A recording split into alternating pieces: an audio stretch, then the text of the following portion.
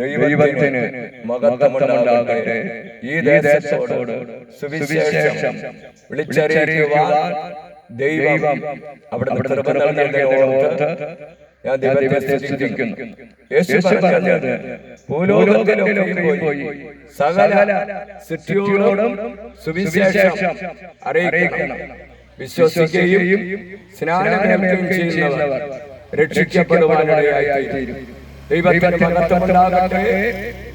കർത്താവ് യേശു പറഞ്ഞു, തന്റെ ഏകജാതനായ പുത്രനിൽ വിശ്വസിക്കുന്ന ഏവനും നശിച്ചു പോകാതെ നിത്യജീവൻ പ്രാപിക്കണം.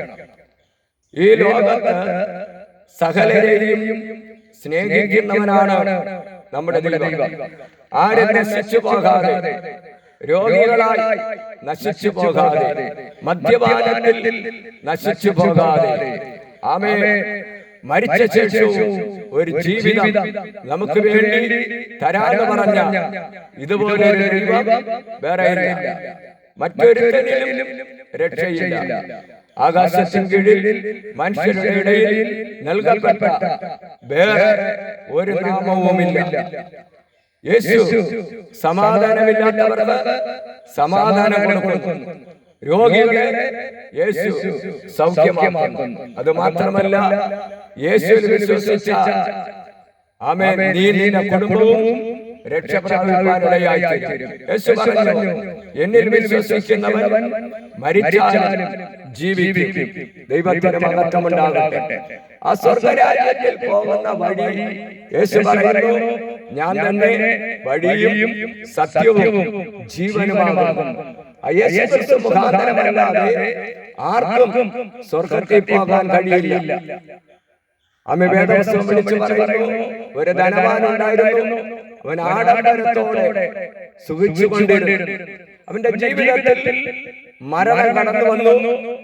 അവൻ മരിച്ച് യാതന സ്ഥലത്ത് കിടന്ന് നിലവിളിക്കുമ്പോൾ അവൻ പറഞ്ഞത്, എനിക്ക് 5 സഹോദരന്മാരുണ്ട്, അവരും ഈ നരകത്തിൽ വരാതിരിപ്പാൻ. ലാസർ എന്ന് പറഞ്ഞ ഒരു വ്യക്തി ഉണ്ടായിരുന്നു. അവൻ ഈ ലോകത്തെ കഷ്ടമാണെങ്കിലും അവൻ മരിച്ചപ്പോൾ അവന്റെ ആത്മാവ് സ്വർഗത്തിലേക്ക് പോയി. അപ്പോ ധനവാൻ പറയാണ്, പിതാവേ, ഈ ലാസറിനെ ഭൂമിയിലേക്ക് അയക്കണം. ദൈവം പറഞ്ഞത്, അവിടെ മോശയും പ്രവാചകന്മാരുണ്ടല്ലോ, അവിടെ വാക്കുകൾ കേട്ടെ, ഇല്ലെങ്കിൽ ഇതേ യാതന സ്ഥലത്ത് തന്നെ കടന്നു വരും. ഈ സുവിശേഷം വിളിച്ചു പറയുന്നത് ആരും നശിച്ചു പോകാതെ നിത്യജീവൻ പ്രാപിക്കുവാൻ വേണ്ടിയാണ്. അതിന് കൊച്ചർക്കോട് എല്ലാ ഞായറാഴ്ചയും 9:30 തൊട്ട് ആരാധനയുണ്ട്. വെള്ളിയാഴ്ച 10:30 തൊട്ട് ഉപവാസ പ്രാർത്ഥനയുണ്ട്. കടന്നു വന്നാൽ ഇവിടെ സകല രോഗത്തിന് വേണ്ടി പ്രാർത്ഥിക്കുകയും ആമേൻ, ആ നിത്യജീവൻ എങ്ങനെ പ്രാപിക്കാമെന്നുള്ളത് ബൈബിളിൽ നിന്ന് ഞങ്ങൾ പറഞ്ഞു തരുവാനും ഇടയായിത്തീരും. യേശു പറഞ്ഞു, മുമ്പേ അവന്റെ രാജ്യവും നീതിയും നിങ്ങൾ അന്വേഷിപ്പിൻ, അതോടുകൂടെ കടഭാരത്തിൽ ഭാരപ്പെടുന്ന വ്യക്തി, ഉപജീവന മാർഗങ്ങളാൽ ഭാരപ്പെടുന്ന വ്യക്തി, സമാധാനമില്ലാത്ത വ്യക്തി, എല്ലാത്തിനും ദൈവം നിനക്കൊരു വിടുതൽ നൽകുവാനിടയായിത്തീരും. യേശുവിൽ വിശ്വസിച്ചാൽ ആമേൻ, നീ നിന്റെ കുടുംബവും രക്ഷ പ്രാപിക്കും. ഒരു നിമിഷം നമുക്ക് കണ്ണുകളെ അടയ്ക്കാം, പ്രാർത്ഥിക്കാം. പരിശുദ്ധാത്മാവേ, ഈ ദേശത്ത് വന്ന് ദൈവത്തിന്റെ വചനം വിളിച്ചു പറയണമെന്ന പ്രകാരം ആയിരിക്കും കർത്താവ് കൃപ നൽകിയതിനായി സ്തോത്രം.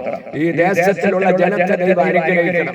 രോഗികളായി ഭാരപ്പെടുന്നവർക്ക് പൂർണ്ണമായ ഒരു സൗഖ്യം ദൈവം നൽകണമേ കർത്താവേ. ആമേൻ, സ്തോത്രം. ആരും നശിച്ചു പോകാതെ നിത്യജീവൻ പ്രാപിക്കാൻ കർത്താവ് സഹായിക്കും. അവിടുന്ന് പ്രാർത്ഥനയുടേതിനായി സ്തോത്രം. യേശുവിന്റെ നാമത്തിൽ തന്നെ ആമേൻ.